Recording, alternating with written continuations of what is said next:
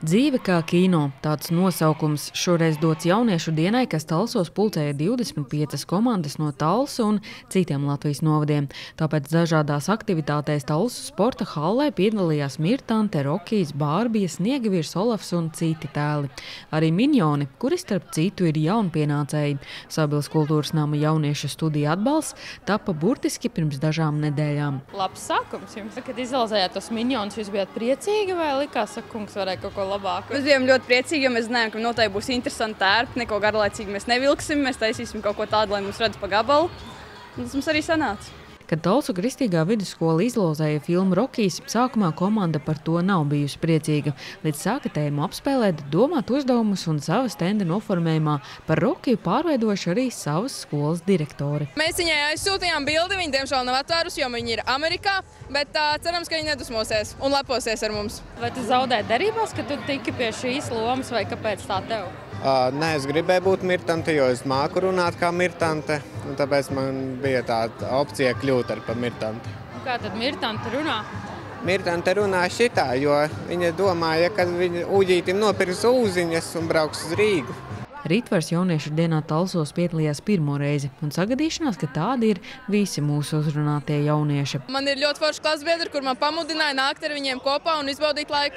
Un tagad, kad tu redzi, cik forši ir, tev nav žēl, ka tev nebija interesi iepriekšējiem? Ir žēl, jo manuprāt, šie ir tie pasākumi, kur var dabūt jaunus kontaktus, draugus un vispār iegūt ļoti labas emocijas un satuvināties ar savējiem. Manuprāt, tas ir dažādās aktivitātes, varbūt tā enerģija, kas ir apkārt un kā var komunicēt ar citām jauniešu organizācijām un iegūt kaut kādu jaunu pieredzi. Parasti jaunieši saka, ka viņiem patīk, vai tas, ka ir tās labās atsauksmes, tas uzliek tā kā spiedienu, vai atkal jāuztais forši, vai tas tā kā vieglāk ļauj to darīt?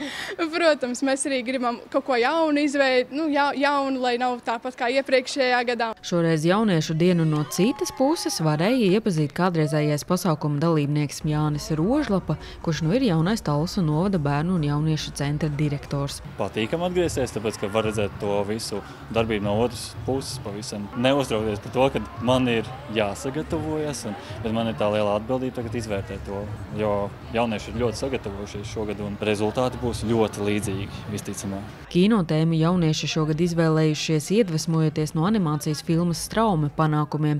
Tā gan nebija izlozējamo filmu sarakstā, bet iepīta pasākuma otrās daļas uzdevumā. Komandas samaisīsies kopā, lai vairāk komunicētu viens ar otru, un būs jāfilmē video, kurā būs jāiekļauj melns kaķis, un šis var iekļaut straumes kaķi, vai arī var atrast kādu, kurš varbūt ir klaņo apkārt. Bet, ja kino būtu jāveido par jauniešu dzīvi, kādā žanrā tas būtu? Tāda drāma, komēdija, kaut kas no šausmu varbūt, tāda daudzpusīga. Jauniešiem tā dzīve tāda interesanta ir vienmēr kaut kas notiek. Nav žēl, tad, ka būs kādreiz jāpieaug? Ir nedaudz žēl, bet tāda dzīve. Jauniešu diena Talsu novadā notika jau 20. reizi. Sanita Liepiņa, Terēza Matisone, TV9 Pakalni.